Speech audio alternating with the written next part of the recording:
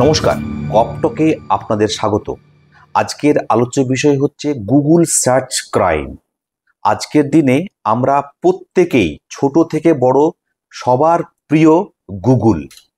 আমরা শিক্ষা থেকে আরম্ভ করে বিনোদন প্রত্যেকটা ক্ষেত্রে গুগলই আমাদের ভরসা, এটা আমরা ভেবেই কাজ করি। তো আমরা অনেক সময় অনেক কিছু নতুন জানার আগ্রহ থাকলে সেক্ষেত্রেও গুগল, জানার জিনিস সেটাকে রেকটিফাই করার জন্য সেটাও গুগল। তো এই যে গুগলের প্রতি আমরা আস্থা রেখে আমাদের জীবনটা চালাচ্ছি, সেখানে সাইবার ফ্রডস্টার তারা কিন্তু আমাদের জীবনে তাদের ব্যাড ইফেক্ট এই গুগলের থ্রুতেই নিয়ে আসছে। কিভাবে আমরা গুগলের থ্রুতে ক্রাইমের মধ্যে পড়ছি, কিভাবে সাইবার ফ্রডস্টাররা গুগলকে ইউজ করে আমাদের মধ্যে চলে এসে আমাদেরকে চিট করা হচ্ছে, ফিনান্সিয়াল আদার্স অনেক রকম টাইপের যে চিট হচ্ছে, সেই বিষয়ে আজকে আমাদের আলোচ্য বিষয়।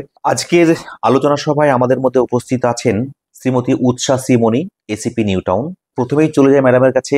আমাদের এই প্ল্যাটফর্মে আপনাকে স্বাগত ম্যাম। নমস্কার ম্যাডাম, আজকের দিনে আমি তো আপনাকে বললাম, শুনলেন যে আমাদের গুগল সার্চ, তো অ্যাকচুয়ালি গুগল সার্চ ক্রাইম এটা অ্যাকচুয়ালি কি ম্যাম?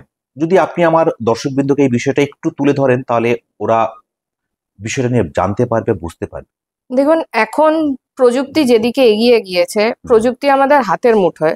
কিছু হলেই আমরা বইপত্র ঘাটাঘাটি বা সময় সাপেক্ষ কোনো কিছুর মধ্যে যেতে চাই না। চটপট আমাদের সকলের স্মার্টফোন রয়েছে, আমরা সবাই স্মার্টফোন ইউজ করছি। সেখানে চট করে আমরা গুগলে কিছু সার্চ করে দিলাম, একটা টপিক লিখে আমরা সার্চ করে দিলাম। সাপোজ কোনো একটা একাডেমিক ইনস্টিটিউশনে ভর্তি হতে চাইছি, বা কিছু ই কমার্সের সাইট থেকে কিছু কিনতে চাইছি, বা কোনো জায়গায় কোনো কাস্টমার কেয়ারের নাম্বার চাইছি। নর্মালি আমরা যে ধরনের জিনিসগুলো সার্চ করে থাকি, তো চটপট একটা কিছু আমরা লিখে টাইপ করে দিলাম, বেশ কয়েকটা রেফারেন্সেস চলে এলো। আমরা অনেক সময় সেখানে ক্লিক করে ফেলি, ভুলবশত হোক কৌতূহলবশত হোক, আমরা সেগুলো করে ফেলি। অনেক ক্ষেত্রে আমাদের কাছে এরকম কেসেস রেজিস্টার হয়েছে, যেখানে দেখা গিয়েছে এরকম উনি ক্লিক করেছেন, লিঙ্কে উনি ক্লিক করলেন, তারপরে সেখান থেকে ওনাকে আস্তে আস্তে বিভিন্ন নাম্বারে থেকে যোগাযোগ করা হয়েছে, বা একটা নাম্বার থেকে যোগাযোগ করে ওনাকে ইনিশিয়ালি কিছু এখানে ভর্তি করিয়ে দেওয়া হবে, বা আপনি এটা কিনতে পারবেন, বা এই সাইট থেকে আপনি এটা গুডস পারচেজ করতে পারবেন। এরকম করে আস্তে আস্তে এই টাকা দিলে এটা করতে পারবেন, বা আপনার এই অ্যাপয়েন্টমেন্ট ফিক্স করিয়ে দেওয়া হবে। এইভাবে এগোনো হয় জিনিসটা। শুরু থেকেই এদের মোটিভ থাকে একটা ফিনান্সিয়াল ট্রানজাকশনের টোপে আপনাকে ফেলে দেওয়ার। তার মানে ম্যাম, আপনি যেটা বলতে চাইছেন যে গুগল সার্চ করে যে নাম্বারটা আমরা পাচ্ছি, সেটার প্রতি ফুল বিলিভ না করে আমাদেরকে সেই বিষয়টাকে একটু ভেরিফাই যদি না করি, তাহলে আলটিমেটলি কিন্তু আমরা ফিনান্সিয়াল ফ্রডের দিকেই যাচ্ছি। একদমই তাই যাচ্ছি, তাই তো? এটাই আপনি বলতে চাইছেন? একদমই তাই।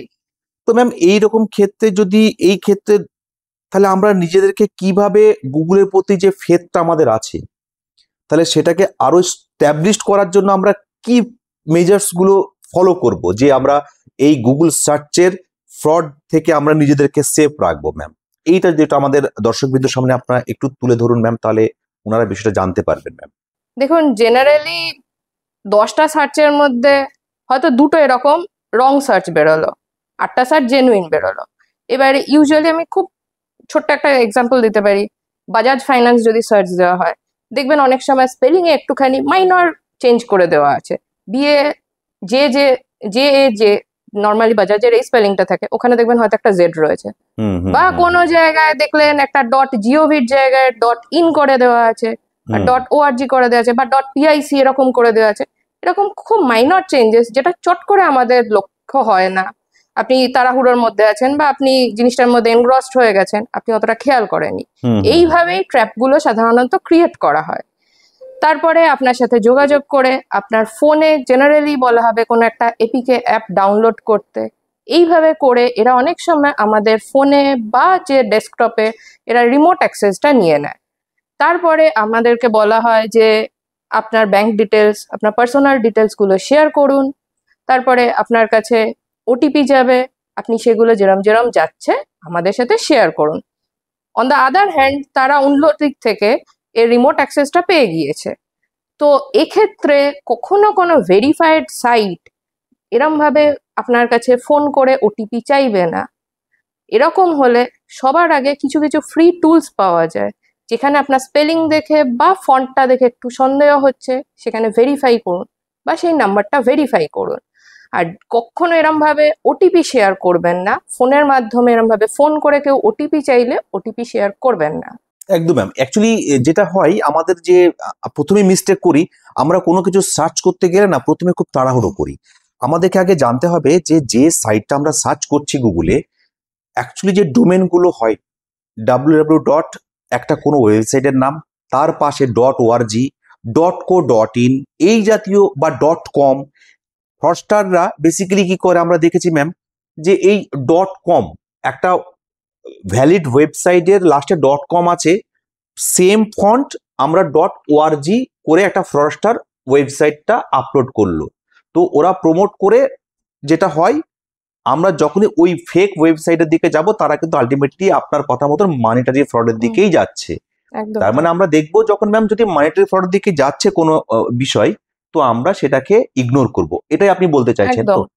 ঠিক, রাইট ম্যাম। এবার ম্যাম যদি এইরকম ক্ষেত্রে কোনো সময় দেখা যাচ্ছে যে কেউ ভিকটিম হয়ে গেল, কারোর সঙ্গে ফিনান্সিয়াল ফ্রড হয়ে গেল, তো সেক্ষেত্রে তার করণীয়টা কি? সে কিভাবে কমপ্লেন রেজ করবে, কিভাবে এই বিষয়টা প্রসিড করবে ম্যাম? আপনি যদি এই বিষয়টা একটু আমার দর্শকবৃন্দকে বলেন। এইসব ক্ষেত্রে ফার্স্ট অফ অল যদি আপনি কোনো ফোন কলে বা কিছুতে থাকেন, ইমিডিয়েটলি ওটা কাট করে ব্লক করবেন।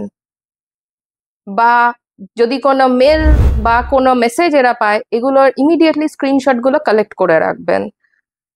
তারপরে যেটা করবেন, ব্যাংকের যে ক্রেডেনশিয়ালসগুলো আপনি শেয়ার করেছিলেন, আপনার যদি debit card number, credit card number এইসব কিছু করে থাকেন, সেই কার্ড ব্লক করবেন বা সঙ্গে সঙ্গে চেঞ্জ করে দেবেন ওটিপি গুলো।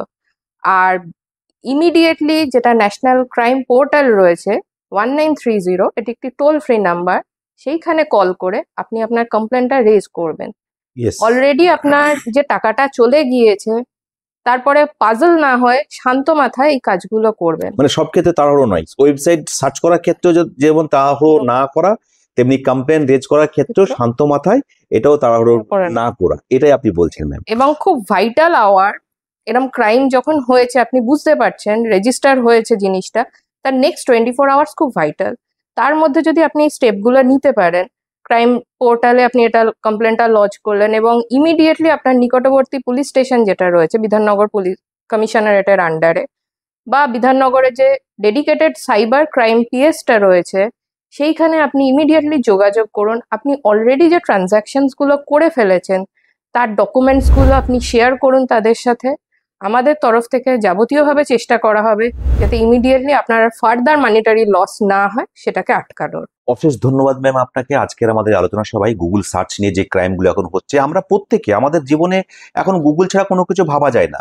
তো যখনই কোনো কিছু সার্চ করব আমরা খুব সিকিউরলি করব, আমরা খুব সুস্থ মস্তিষ্কে, মানে তাড়াহুড়ো না করে ভেরিফাই করে করব, এটা মাথায় রাখতে হবে। যদি আমরা তাড়াহুড়ো করি, যদি ঠিকঠাক ভেরিফাই না করি, ভিকটিম হওয়ার লক্ষণ ম্যাক্সিমাম ক্ষেত্রে থাকে। আর যে কোনো ক্রাইমের ক্ষেত্রে একটা ইন্ডিকেশন আমাদের কাছে তো আগেই চলে আসে যদি আমরা ঠিকঠাক না করতে পারি। তো আজকের এই আলোচনা সবাই আশা করি আমার দর্শকবিন্দু বিষয়টা নিয়ে বুঝতে পারলেন, আপনারা জানতে পারলেন কিভাবে সার্চ করবেন গুগল, কিভাবে নিজেকে সিকিউর রাখবেন, কিভাবে যদি আপনি ভিকটিম হয়ে গিয়েছেন তাদের প্রসেস কিভাবে আছে, কিভাবে আপনারা কমপ্লেন রেজ করবেন। আজকের এই আলোচনা সভা আমরা এখানে শেষ করছি। আমরা অশেষ ধন্যবাদ আমাদের এসিপি নিউটন ম্যাডামকে। আর পরবর্তী সময়ে আবার আমাদের দেখা হবে নতুন একটা সাবজেক্ট নিয়ে। আপনাদের একটাই আবেদন, আপনারা আমাদের সঙ্গে থাকেন, পাশে থাকেন। আমরা চেষ্টা করব আপনাদেরকে বেস্ট লেভেলে কিভাবে আপনারা নিজেকে সিকিউর রাখবেন সেটাকে যাতে আমরা আরো বেশি পরিমাণ জানাতে পারি, আমাদের সিকিউরিটি পার্টটা আপনাদেরকে তুলে ধরতে পারি আপনাদের সামনে, এটাই আমাদের লক্ষ্য। নমস্কার।